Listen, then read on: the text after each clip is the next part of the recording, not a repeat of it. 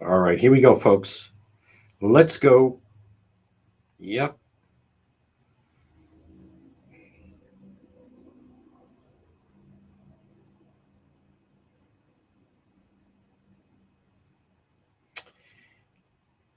Okay.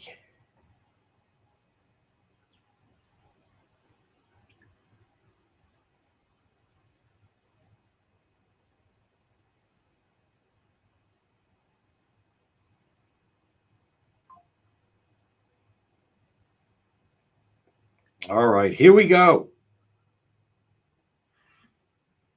All right, JR says we're good to go. Look at this.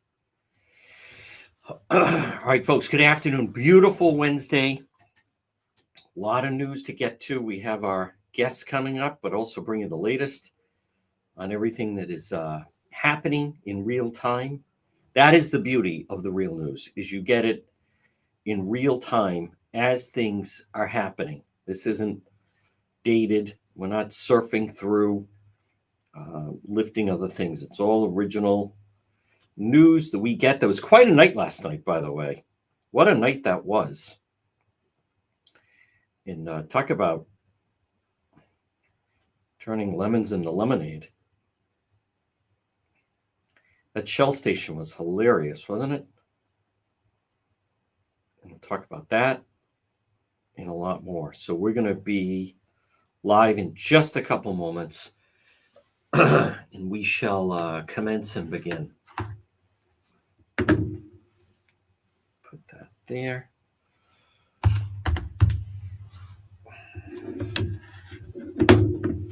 move everything around. Make sure. I think we're good to go.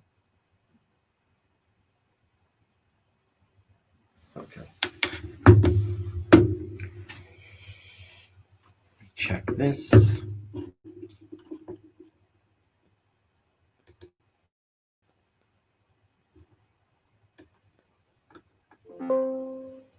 There we go. Okay. As everybody files in. All right, let's do the check. We are. Yes, he is. Chief Oates did a great job. Did a very good. Hey, that was not an easy situation last night in Woonsocket. I could have gone, folks. That's one of those situations that could have gone sideways very quickly and very easily. As a matter of fact, when you have someone that has shot someone, the hard part's over.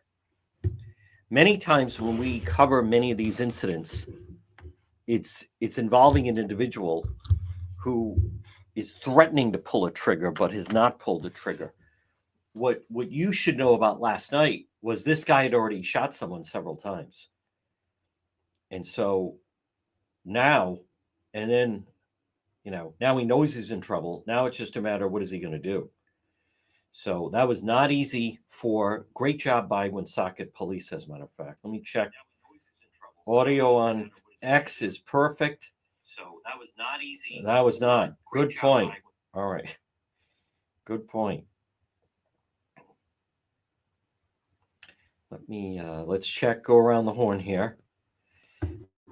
Are we going to be active? What do you think? Of course we're going to be active. Why are people asking me?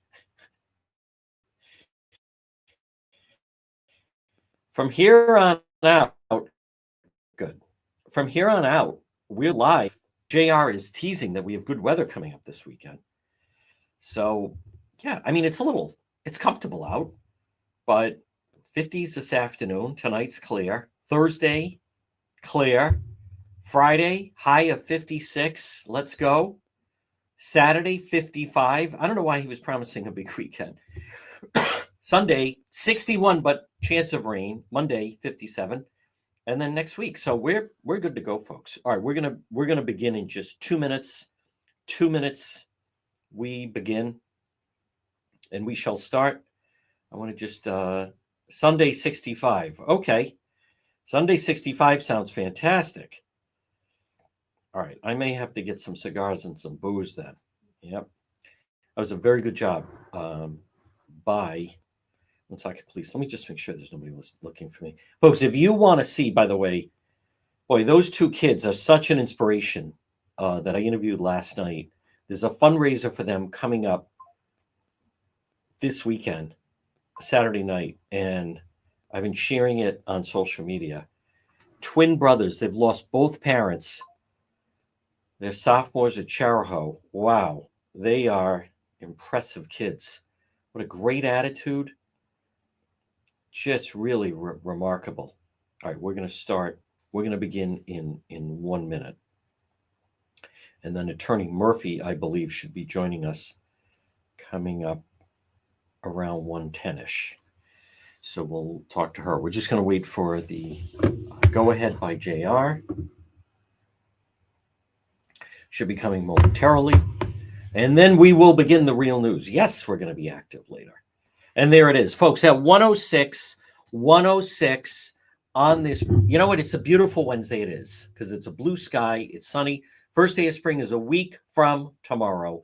This is the real news. Now, we are, as we speak, we are live on AM 1380 and 99.9 FM. And good afternoon to everyone who listens to us on the radio station. Now, we're also live, it's true, on the website, dpetro.com. But wait, there's more.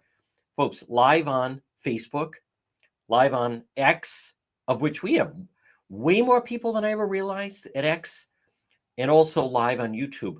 Last week with the situation at CCRI, we had 2,500 people watching live. So if you're on Facebook, YouTube, you can share it and the like. Now, if you check out depetro.com, which has links to all of our social media that continues to grow. TikTok now at 98,000 followers. Facebook, we're about to hit 87,000 followers. Facebook is now over 1,000 new followers a week. And then you can always go to the website, depetro.com. Later today, I will have the video of Woonsocket last night. But folks, don't forget, depetro.com, which is brought to you by the Coesit Inn, 226 Coesit Avenue, West Warwick. What I like is you can spread out, nice and spacious. They're open 7 days a week. They can handle a large group. Many restaurants today, they're not built to handle large groups. The Coesit Inn is. The Coesit Inn could handle a collation lunch. They could handle a retirement party. They could handle any type of large gathering, and plenty of free, safe parking. Stop it and see them. It's the Coesit Inn. Now, as we talk about many times, people unknowingly, you may be in need of some legal advice. That's where I advise you to call Marin, Barrett, and Murphy. Criminal defense attorneys, 50 years combined Rhode Island criminal defense experience, becomes their fight, and they put the full weight of the firm behind every case. You can call them 401-228-8271 and look for them on both Facebook and Instagram. And speaking of that, folks, joining us right now from Marin, Barrett, and Murphy is, in fact, attorney Stephanie Murphy, who joins us on this Wednesday. Good afternoon, Stephanie. Good afternoon, John. There we go. Stephanie, let's start off. Over the weekend, you had this situation where people were essentially trapped for hours inside the Providence Place Mall. They could not get out. In a way, they was almost held captive. And then many of them found when they were exiting that they had to then still pay the full freight. Now, because they were in the garage, some people for 3 to 4 hours, I think the first hour or two is $1, but then beyond that, it starts to go. I've heard from people that had to pay $20 just to get out of the garage. I'd like just your thought on potential, what should people do in a situation like that? But it would seem that maybe there's some recourse they could take. Yeah, absolutely. I mean, I think all the people who are stuck there, the first thing on their mind was, let's just pay and get out, but then thinking upon being stuck in that place for hours upon hours with your vehicle stuck, not being able to leave, you can't really get up, leave your vehicle and walk out and get public transportation. So the fact that these people had to pay for the time that they were stuck and that they weren't just waving people through and not having to pay is unbelievable. And there could definitely be recourse in terms of your time and the anxiety and everything that you went through and paying for something where you're literally trapped and held captive in a parking lot. what should someone do in a situation like that? Because as you say, you're right. People want to just get out of there. They've been there for 3.5 hours. But what should someone do in a situation like that? There's nothing they can do. There's nowhere they can go. We don't know. There are people that had to pay babysitters extra money. There's people that were then late to go into work. Could they have some kind of legal recourse against Providence Place Mall? They definitely could. Absolutely. I'm just hoping that Providence Place Mall would do the right thing and not have to go through the legal avenues and just have these people submit the claims of what their expenses were and stuff like that. I mean, if you're in that situation and you don't know how it's going to end in terms of how long you'll be there, I would just make sure you document the times that you were there, just document everything. Because a couple months down the road, when they finally contact you about reimbursing you, you want to be able to have everything ready to go, that you're in the garage for 2 hours and 45 minutes. You had to pay the babysitter this, the tank of gas, or whatever you had to pay. I would just document everything and have it ready to go. And if I was one of those people, I'd reach out to the Providence Place Mall and say, here are my expenses. Can you please reimburse me? If they don't, then there's definitely some legal recourse they could ask for. And I want to be very clear, folks. I'm not suggesting there's a $1 million lawsuit here. However, this is certainly an extraordinary situation, and the mall was completely at fault. Now, Stephanie, the other night on Route 10, you had state police cruisers pull over a vehicle. And as they were in the breakdown lane pulling someone over, apparently a teenager, juvenile, came crashing along, crashed into one cruiser that then hit the other cruiser. Individual has been charged with DUI. I'd like to just hear about it. I think it's important for people to know, are there additional penalties if in a situation like this, where you are literally crashing into a police vehicle? Well, first of all, I think everyone's all right. And so that's a miracle in and of itself. I heard that they were taken to the hospital with injuries, but not severe injuries, which is wonderful. In this case, I believe the juvenile is getting charged with a DUI, a reckless driving, and driving to endanger physical injury. So those are some really, really serious charges. I mean, you see juveniles charged with DUIs, but the combination of DUI, reckless driving, and driving to endanger personal injury, that definitely escalates it in the juvenile world. Although he could still go to juvenile court and be in family court, those sanctions and those penalties that could be imposed on top of a loss of license are dramatically higher than if it was just a DUI with an accident. Now, there was any other advice to someone in that situation? We don't know. We don't know if someone had a medical episode. There's a lot that's unknown here. If you were the parents of that young individual, that person, what might you advise the guardians of that teenager? I mean, in any situation where there could be drugs or alcohol, I think a parent or any concerned family members should definitely see if this is, an ongoing issue with either drugs or alcohol, maybe get into, a treatment program, anything like that. Anything you do, especially in family court, to better yourself because of an accident or something that happened, definitely goes a long way in family court. Family court is supposed to rehab the individual, not punish the juvenile, and make sure this never happens again. Although there are some punishments in family court, it's not the same thing as adult court. But I think anyone involved in a serious accident with drugs or alcohol, the best thing that you can kind of do for yourself is, get treatment if needed, do everything to make sure that this doesn't happen again. And there's a lot of ways the family court can help with that. But especially in a case like this, where there's a young person supposedly or allegedly drinking underage that gets into an accident, and everyone's just really lucky that everyone's okay. Folks, again, we're speaking with attorney Stephanie Murphy. And Stephanie, this next story, it's pretty interesting, where you have Rhode Island's had this data breach, but then you have these people that apparently 500,000 was stolen from EBT cards, and people depend on that of money to be there. I know that this past weekend, countless people were going in to use their EBT cards, and the accounts were frozen because of somehow that someone had activated their cards. My question is, because people have reached out to me, these are individuals. They count on the money. That's how they're going to feed themselves and their family. What type of recourse could someone maybe have, again, so I recognize it's the state of Rhode Island, but they in good faith go to use the EBT card and it's frozen and now they have no money for groceries. I think this case is a little bit different than other problems that the state's been having because I'm not sure how the data was leaked or how they got access to the cards. But in Rhode Island with an EBT card, if you're a card holder of an EBT card, Rhode Island makes it the responsibility of the person who owns the card to keep their card safe and their PIN safe from unauthorized use. So I think they would have to show that through no fault of their own, this leak occurred and they had no wrongdoing in terms of entering their information on the unsafe, website, using their card, not in the correct way. But so if they're able to kind of satisfy that hurdle, then as of right now, it doesn't appear to be any plan for Rhode Island to pay these lost funds. So I would definitely, if I was one of those card holders, that's money that you're entitled to, money that you depend on, definitely reach out to the state and ask to get reimbursed that amount. I heard it was approximately like $500,000. So that's a lot of money that was fraudulently obtained and used. I think it's unusual simply because it's technically, it's not like someone lifted it out of their bank account, but they were entitled to it and then they were unable to use it. And so I think there's definitely something there.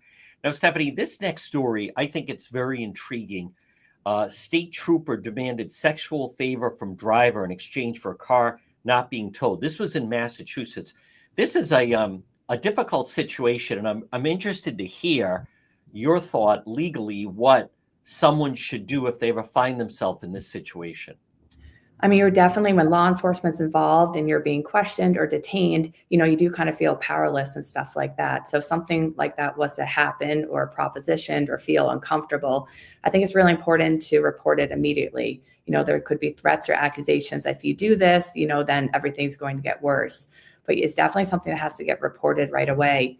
These people are really in a difficult situation because typically when you're dealing with law enforcement, you're not able to have your cell phone or able to record or, do things that, you would just out in the public. So I definitely think reporting of it right away, not waiting and stuff like that is really, really important. Also documenting any details that you remember and everything like that. But this is not a unique circumstance and it's just a really bad abuse of power to have anyone ever be in this spot. Have you ever been involved with a client? How frequent is this that maybe, whatever the situation, attractive male, attractive female, but someone gets pulled over and there's almost a suggestion, it's intimated that there's an opportunity for this whole thing, whatever it may be speeding or towed, if in fact some kind of sexual favor is exchanged? I definitely hear about it. Not many of my clients, I would say, have been in that spot. I have had clients who said they felt uncomfortable and stuff like that. And what I immediately do is look at the body cam footage, look at the police, the station video, and kind of look into how the officer is treating the person, how my client is treating the officer, and vice versa. I've definitely looked into it. I know there's a bunch of stories in Rhode Island over the last couple of years. I know there's been some police officers who've been accused of this, and I've had cases either before or after the accusation that I definitely have looked into a police officer's conduct because of it to see if there's influence on my client. But definitely, there are a lot of videos. There's not body cam footage and everything like that. Also, if there's any, extra messages or communication, typically that can easily be shown and documented. So I just ask my client for all the information and I absolutely look into it and see what I can find out. Folks, now it's time for either Murphy's Law or Stephanie's Selection. This is a legal story that attorney Murphy has found. And Stephanie, what do you have for us this week? So some of my clients are, at the ACI, and there's a new bill that's being kind of brought up in terms of giving inmates more regulations and the DOC more regulations about solitary confinement. So what solitary confinement is it's used at, intake, it's used at medium, all the different levels of, inmates who are being housed in Rhode Island. And solitary confinement is kind of a recourse after bad behavior. So years ago, I think solitary confinement could be, weeks and months on end. In 2023, it kind of got regulated and limited, but there is currently a new bill that would have much more oversight into solitary confinement, how long, an inmate could be on home confinement. Some of the proposals are that, if you are sentenced to home confinement, that's a week or two. For serious offenses, it could go a little longer. But with solitary confinement, you're literally confined to your cell for about 23, 24, 22 hours a day. And what this bill is trying to do is give the inmates more time out of their cells while on solitary confinement, and also reduce the amount of time that they're on solitary confinement. So I think it's just interesting in terms of the regulations of DOC, kind of what they can do to regulate and, make sure the inmates are behaving. So I think it's a very interesting bill that I saw this week and have been looking into. Stephanie, also finally, before I let you go, folks, I can't encourage you enough. If you run into a situation and it could be a legal situation, and there could be different aspects of this that you don't even think of. Stephanie, I think I can speak for you. People should pick up the phone and take advantage of a free consultation to speak with yourself or someone else at the firm to at least get some sense if there's potentially some way that you could help out, that there's a legal aspect to whatever issue it is that they have found themselves in. Yes, absolutely. So although our firm, specializes in a couple areas, we know lawyers all throughout the state, and we can definitely point anybody in the right direction. But I think it's great advice, contact a lawyer if you have any questions or concerns, and then we can figure it out together instead of trying to navigate it by yourself. So we're always happy for phone calls, messages, emails, whatever somebody needs to make sure that everybody in Rhode Island, knows their rights and know what they can do. And if we can help you out in any way, we would love to. Folks, again, it's attorney Stephanie Murphy. Stephanie, excellent job as always. We'll talk to you again. Thanks, John. Have a good night. Bye. Okay, folks, there it is. She is. And I also want to remind people that sometimes individuals, they think that they can, you can talk your way out of something because there's various aspects. Everything's not. But I implore you, if you're encountering something, it's always better. It's because of, if you say, I heard you on with the chosen one, it's a free consultation. Maybe there's nothing there. Maybe it's okay, there's nothing to go here. But I am telling you, it is worth the phone call. And again, remember, you can contact them at 401-228-8271. Marin, Barrett, and Murphy Law Firm. All right, 122. Now, coming up at just a couple of minutes, we're going to speak with political consultant Pat Sweeney. A number of different things. Number one, Governor McKee's kickoff. Number two, Senator Sheldon Whitehouse. It looks like storm clouds are really circling around Senator Whitehouse. I find it extraordinary. And I also want to put this out, folks. It's not your imagination. Local media, for whatever reason, they're still giving him a free pass. But it sure sounds, when you have Fox Business and Fox News Channel and Elon Musk and NBC on the Hill, that they're looking into these allegations about him. On Fox Business, if you were listening to the radio show, I played it, they're essentially calling it's a money laundering situation. And I know that sounds like, wow, it is serious. But I come back to, and I've talked about this, why. And for those that haven't followed the story, I'm gonna explain it to you really simply in just a moment. But I want to stay on track here, folks. This portion of the program is brought to you by Kids Club. Now, remember, summer camp with Kids Club on the Pike. Your child, grandchild. Maybe it's for a week. Maybe it's for a month. Maybe it's for the whole summer. Kids Club on the Pike. They're taking reservations right now. Contact Kristen at Kids Club on the Pike. They're right on Plainfield Pike on the Cranston-Johnson line, right off of 295, 401-443-5336. Maybe it's just in the mornings. Maybe it's in the afternoons. Whenever.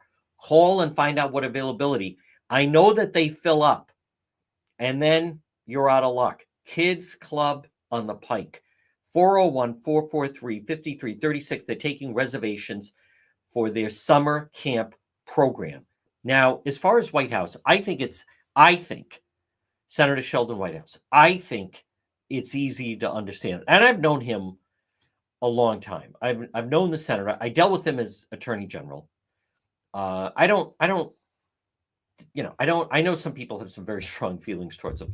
I don't. He was the U.S. Attorney, though, and he was the Attorney General. But if you look at the way this maps out, who would fight climate legislation around here? It seemed like you're doing something noble.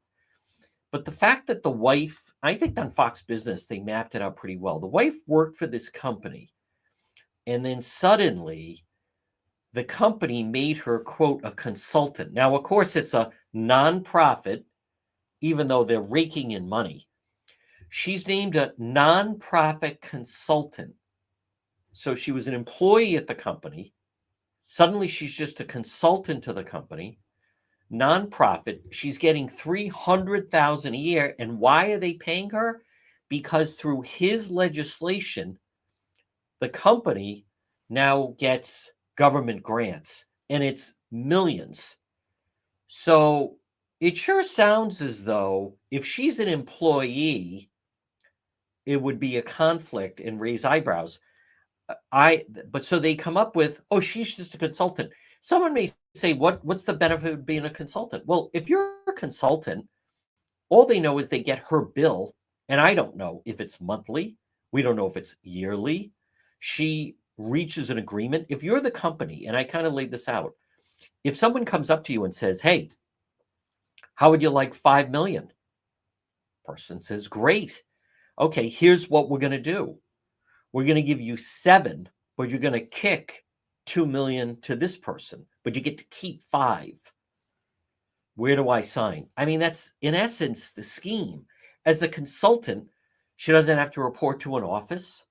She takes vacations whenever. I've heard she travels extensively. I know she's very active and involved with Bailey's Beach Club. People say from Memorial Day to Labor Day, she's there virtually at the club every single day. And so, plus, they're out on the social circuit in Washington, D.C. They travel extensively.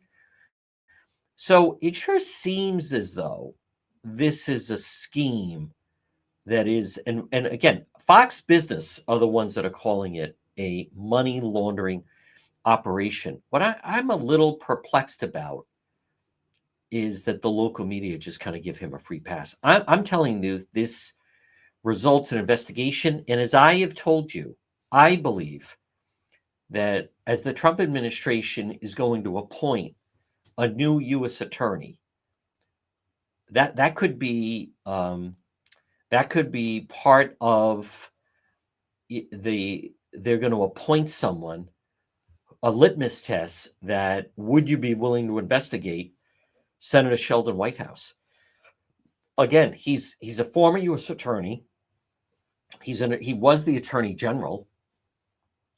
He then ran for governor and lost to Mirth York in the primary in 2002. I had them actually in studio at HJJ. Tony Pyers, Mirth York, and Senator Sheldon Whitehouse. Mirth York won that primary. And against then Don Kachuri was the governor. But it sure sounds as though it could have been a scheme of someone that they covered, where they knew about this. And then it's like, so that's how you do it. Put someone as, okay, we're just a consultant, not an employee. Folks, this portion of our program is brought to you by Propane Plus. I can't speak enough. I want to remind you about Propane Plus, Rhode Island or Massachusetts. Heating and cooling. Call Propane Plus at 401-885-4209. In Massachusetts, 508-252-3359. Propane Plus. They also have a great user-friendly website. It's propaneplus.com. Residential or commercial, it's Propane Plus. You just type in your zip code. Call them today, 401-885-4209 for Propane Plus. Folks, just a disclaimer as we're coming up at 1:30. This is the real news on this Wednesday. I'm not going to be doing a lot on this minor league soccer stadium that's going to be going on in Pawtucket. I can see some of the local media, getting excited, how fantastic, and blah, blah, blah. Listen, the state needs a lot of things right now. What the state doesn't need is, and when this thing's completed, is the most expensive minor league soccer stadium in the country. And for Governor McKee to be saying, look at that, economic stimulus and jobs. They play, I think it's 8 or 9 home games, and it's minimum wage jobs at the stadium. the stadium ends up costing over $200 million. I mean, it's just so preposterous. Listen, if people find it entertaining, great. I don't begrudge anyone like that. If there's some family saying, "Hey, it'd be nice to stay local, not have to drive, and go see a minor league soccer stadium," fine, whatever. I mean, I'm not, but I just find that the New England Revolution is having trouble drawing. I don't know what this is going to draw. As I've told you, it wasn't about that. It wasn't about there's this tremendous demand for a soccer stadium. The whole reason why they did it was a gift to organized labor. Remember, it was a no bid contract.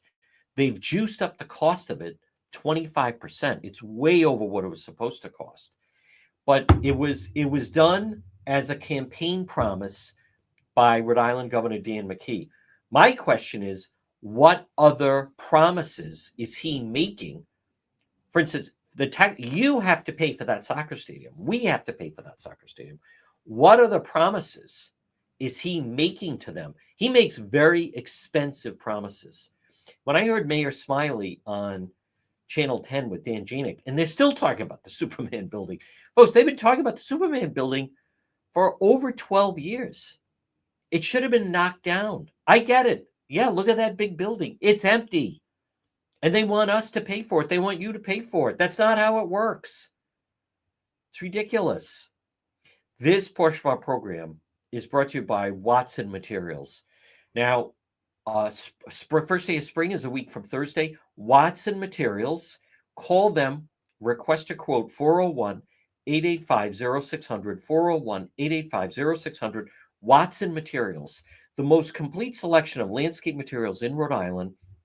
Landscape lighting, pavers, retaining walls, natural stone, cobblestone. Watson Materials, 401-885-0600. You can find them on Facebook. A couple stories I want to mention. Number one, as I said, that was not an easy situation in Woonsocket. Woonsocket police were thrown into. They listen. You're never lucky when there's a loss of life, and we don't know what's going to happen with that individual, regarding the individual that sustained the gunshots. But that, as I stated, what Woonsocket police, and what I find is just so interesting about it, is with Woonsocket police, it's like any police force. What seemed like a quiet Tuesday afternoon, and suddenly they are thrust into action.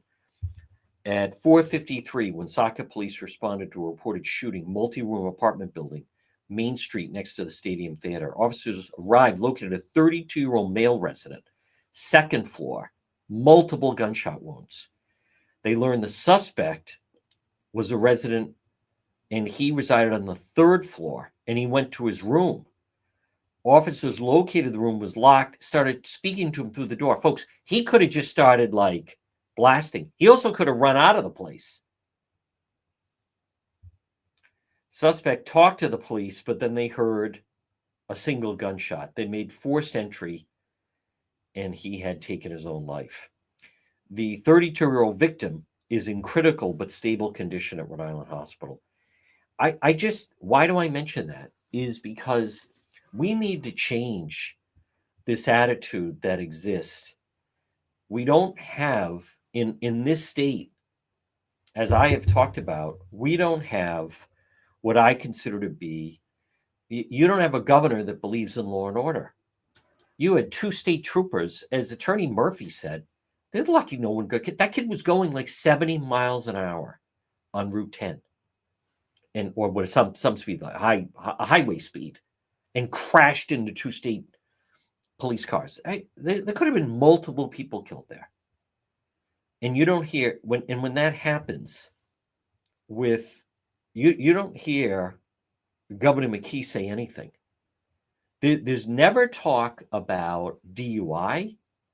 There's never talk about we need to be more supportive of law enforcement. Not that I hear.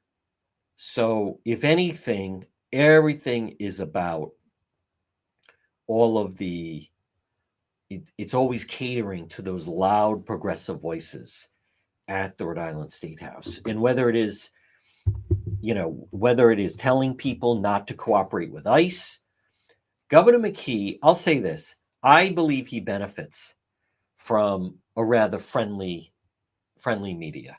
He does, because they kind of believe a lot of the things that he believes in. I'm not saying he enjoys a great relationship with the press. In the Boston Globe, we talk to Dan McGowan each week. He won't talk to Dan McGowan. He did sit down with an interview with the Boston Globe. He won't sit down with to record an interview on Channel 12. He likes to just do the quick hits with Dan Janik or Kim Kalunian.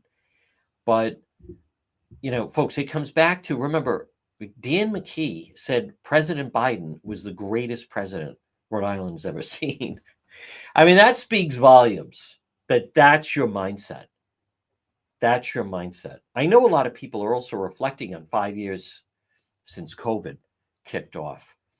I think there should be more coverage of how wrong Rhode Island officials were, what a disaster it was. Governor DeSantis, the governor of Florida, made the right decision to keep that state open.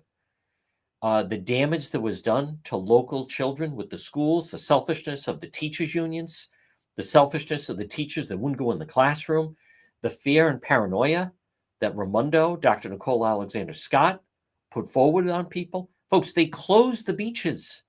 The beach was probably the safest place you could be, out in the sun, fresh air. They closed parks. Alorza closed playgrounds.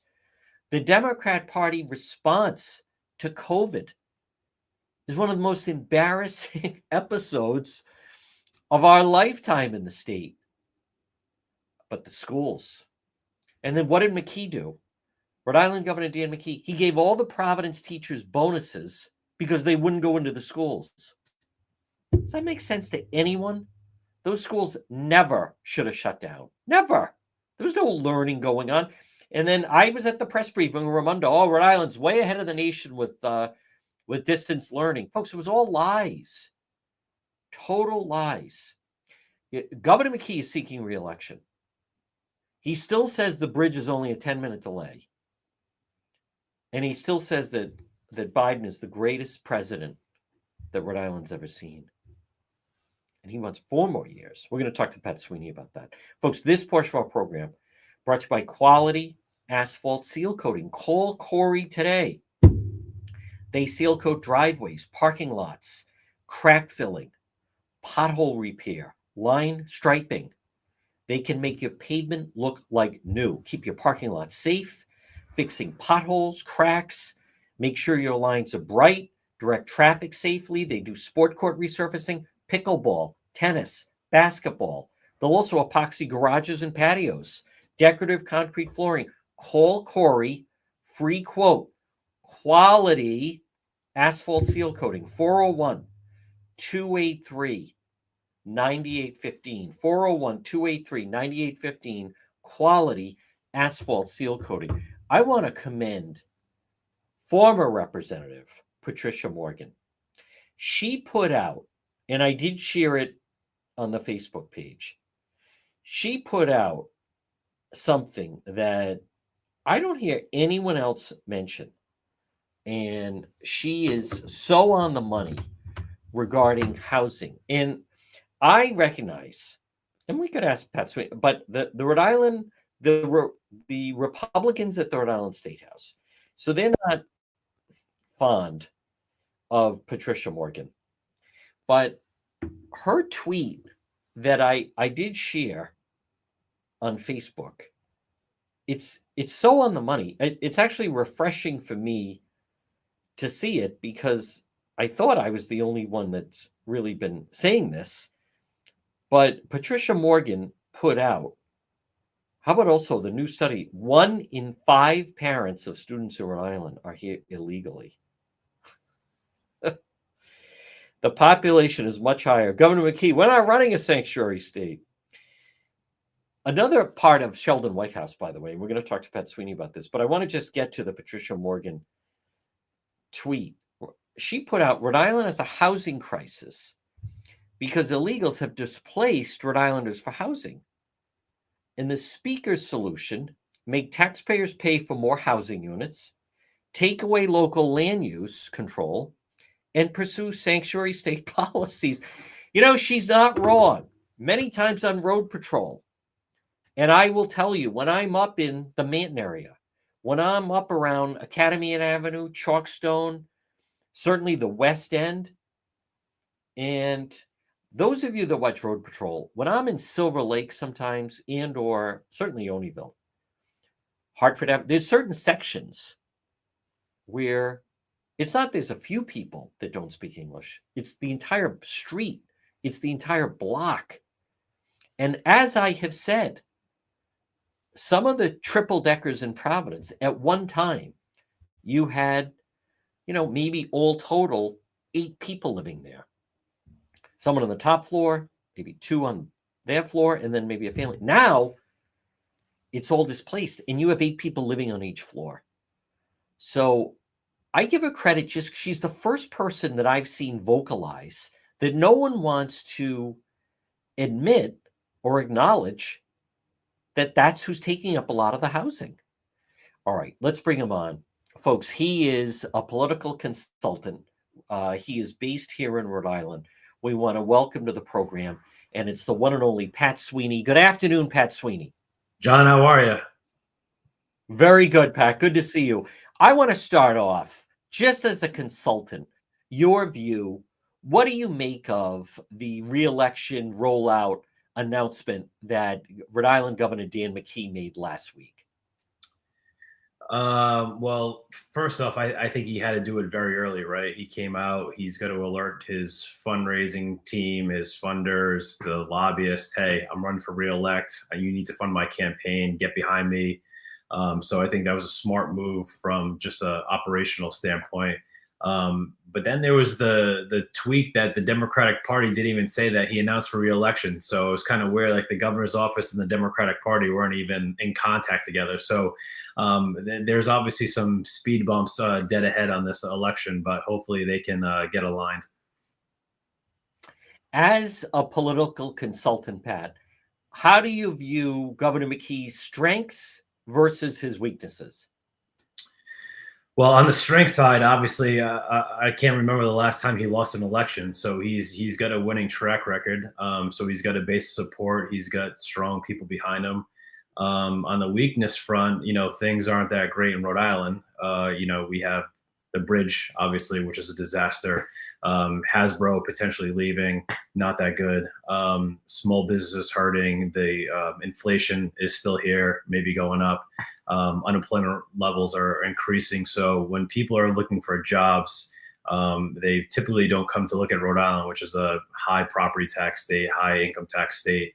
They look elsewhere. So I think, from an economic standpoint, we need a better story, or he'll need a better story. And one thing he had in 2022 was a crowded primary. So that benefited him, seeing that he was in office. So you had Helena and Nellie taking a bunch of votes. I think there was about 113,000 votes in that Democratic primary. If he's heads up with Helena, that's a whole different story. Heads up is completely different. So I think that is a big challenge ahead for the campaign. Folks, we're speaking with political consultant. The guy is just fantastic, as you can tell, Pat Sweeney. Pat, what do you make of Helena, folks? What do you make of? I want to hear your view on the type of campaign she ran 2 years ago, first time out of the box. Certainly started a little late, but how do you view her? Because she is, anyone that sees her, you want to talk about Eye of the Tiger. She is totally running. How do you view her as a candidate? Yeah, Helena is very formidable. She's well accomplished. She's been at the highest places in business. So she could do the job of governor very easily. I don't think it's a big thing. When you're at CVS, that's obviously a bigger organization than Rhode Island, employee-wise, income-wise, revenue-wise.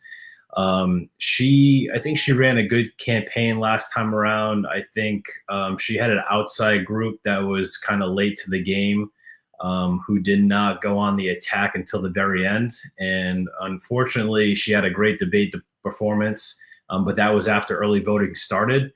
So I think when people kind of got to know her, got to see her outside commercials, I think they liked her. I think she won on the machines on election day. So that goes to her strength. I think looking forward, obviously Governor McKee had the strength on early day voting and getting people organized. So that was his strength.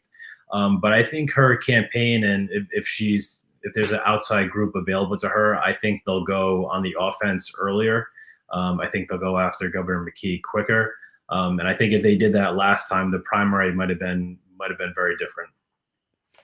Pat, before we talk about Senator Sheldon Whitehouse, just what type of Republican candidate do you think could make a viable run? Because next year we're coming up on, it's not a good anniversary, but it's the 20-year anniversary, the last Republican to win statewide. The last Republican was Governor Kachiri. If you go to Congress, the last Republican to win in a district was Ron Makeley, who was reelected in 2022. But in 92. In 92, he won in 90, and then he won again in 92. What type of Republican candidate do you think would be a strong contender? Because I think with what's going on in Washington, at least right now, or what was going on in Washington, but I think a lot of people may be open to this isn't working. Let's see what the state would look like with a Republican governor. Yeah, I think we need someone who's compassionate, who's authentic, who's consistent on a just personal level. Someone who's has a business background, could run a large budget, could run a large agency. And from a political standpoint, you need someone who can raise money, right? It's the mother's milk of politics. So you got to raise the money, you got to get your name ID out there, you got to get out there early. So I think there's a lot of opportunity for a Republican who is a fiscal conservative, maybe more moderate on the social issues. But right now, Rhode Island is not in a place where we can forego these fiscal issues. I mean, we're just in the bottom of the barrel every stat, and stats don't mean anything on commercials, but you got to talk kitchen cabinet or kitchen table issues. People are hurting, right? They're living hand to mouth. They don't have $1,000 saved up in the bank account. They can't go on vacation. They're working 2 jobs. Actually, there was just a stat out this morning, the highest number of 2-job workers we've had since they've measured the stat. The credit card debt's all-time high. Housing foreclosures, I think, are all-time high, and the bank repo on cars at an all-time high. So obviously there's a credit crisis going on. People don't have these disposable funds, so you need some growth in the economy to make people feel better. So I think a Republican who can do that has probably a leg up on this race, and to the extent that they can, I think Republicans have put this first, inspector general, right? We need a watchdog looking after the budget, because if these departments don't need the money, they spend it anyway, because that's how they get it, right? You don't spend it, you get it back. So we need inspector general to look over what's going on. Bill Clinton was actually the first one kind of on this DOGE, right? He said the era of big government was over, and he had all these cost-cutting procedures. And now people just say it's Elon, but this has been going on. Governor Kachiri, he did the big audit, right?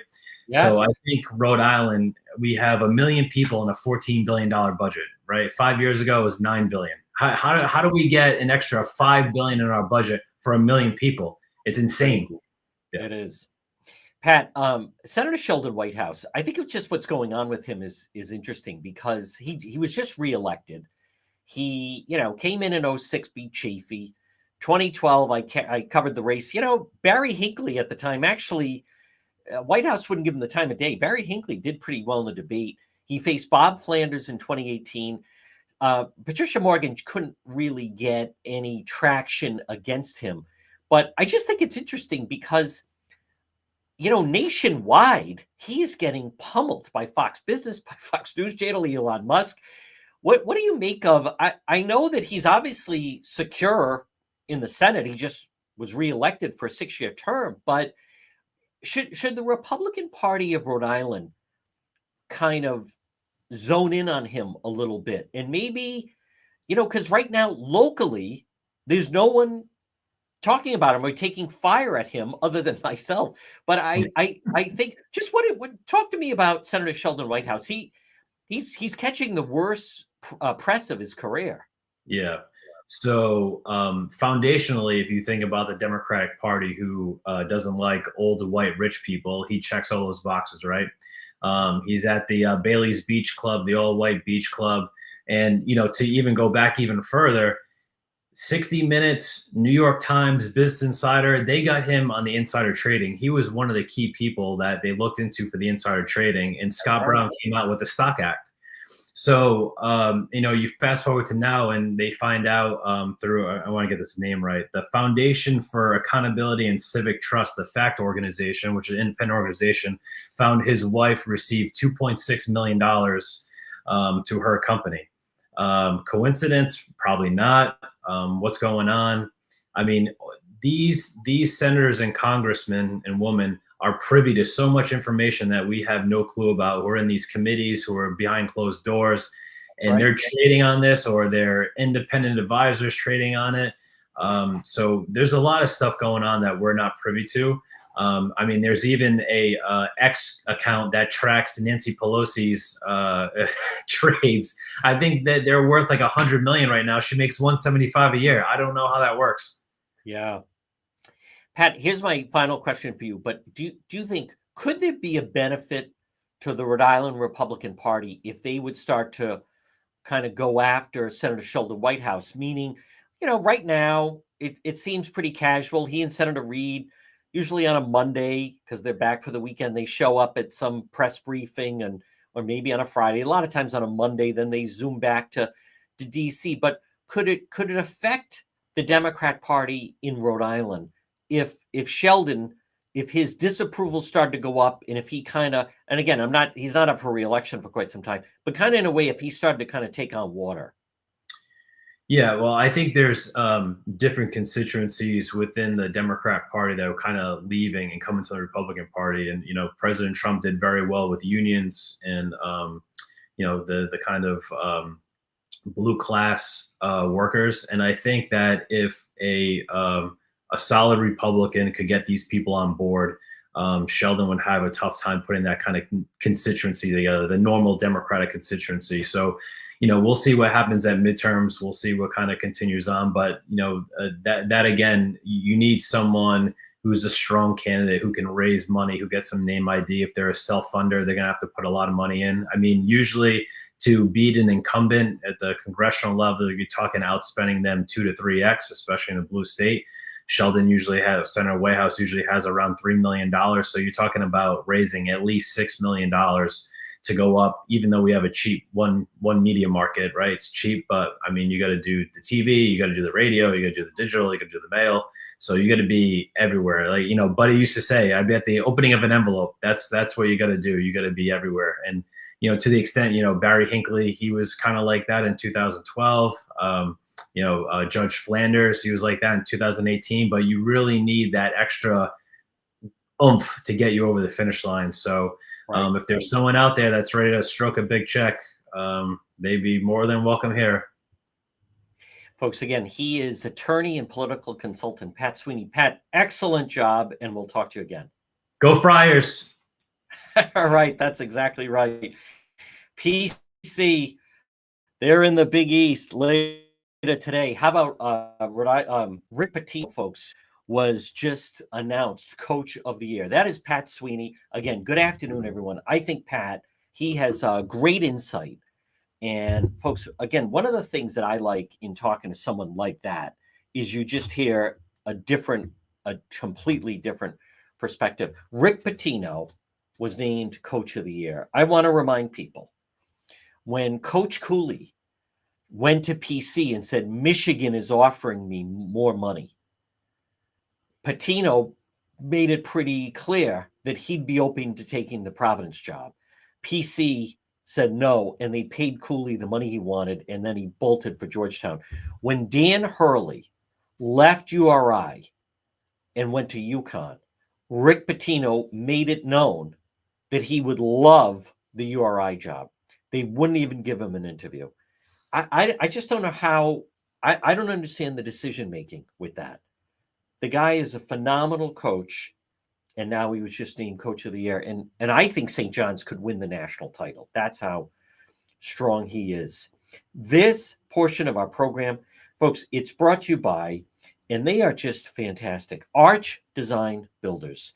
Now, you hear me talk about these two twins and this incredible fundraiser. I've been sharing it on our social media pages. That is Ed and Roxanne. I talked to them last night. You can call them. If you're listening or watching right now on this Wednesday and you're thinking of doing a remodel for your home or business, Arch Design Builders, 401-207-4124. I share their Facebook page, their Instagram page, whether it's for a kitchen or a bathroom, basement, deck, or special project. Call and let's set up what I call kind of like a dream meeting, because show Ed and Roxanne the space and then let's dream with what they can do. 401-218-9707. Free estimate, free quote, free consultation. Arch Design Builders, 401-218-9707. Now, I also, let's see, Henry contacted me. Henry is having a problem with his central air. He sent me an email and asked who's the company that I recommend that could straighten out his central air. Modern Mechanical. Henry, give them a call. Call Richard and his crew today, Modern Mechanical, 401-441-5442. Modern Mechanical. Now, what can they do for you? Number one, central air conditioning installation, central air conditioning repair and maintenance. They're talking it's going to be a very hot summer. Ductless air conditioning installation, ductless air conditioning repair and maintenance. Modern Mechanical. Now, they can also do boiler repair and maintenance and furnace repair and maintenance, heater repair and maintenance. Modern Mechanical. They have an incredible Facebook page, 401-441-5442 for Modern Mechanical. Well, folks, 157. Again, this is the real news. Wasn't Pat Sweeney great? Folks, I hope you understand and you recognize we're bringing some new voices to the program. Stephanie is a phenomenal. Stephanie Murphy has a tremendous reputation as a criminal defense attorney. I mean, she does criminal trials.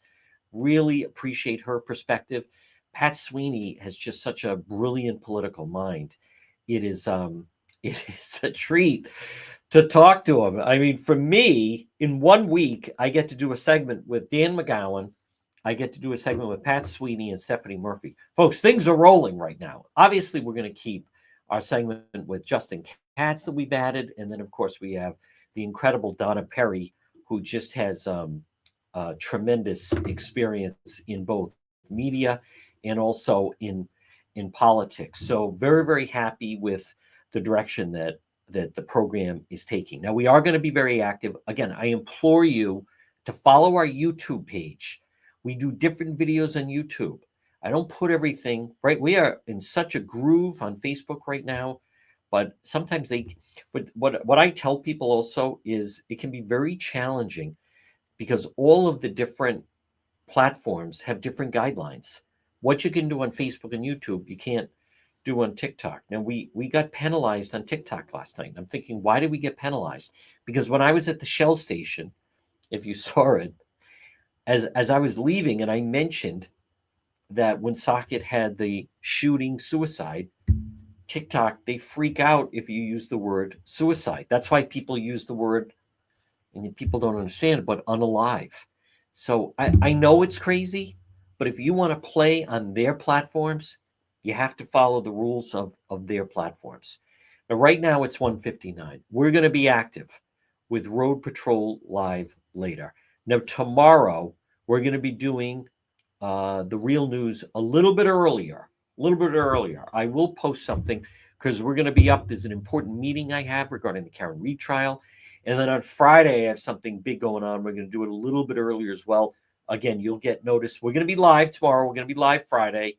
And then we're obviously going to be live later tonight. But I will put a notice on the on our Facebook page. Folks, thank you for tuning in on this Wednesday. Remember, visit the website, depetro.com. Become a subscriber to our Facebook page. Well, stay tuned on the radio for the 2 o'clock news. Everyone else, we'll see you later on Road Patrol Live.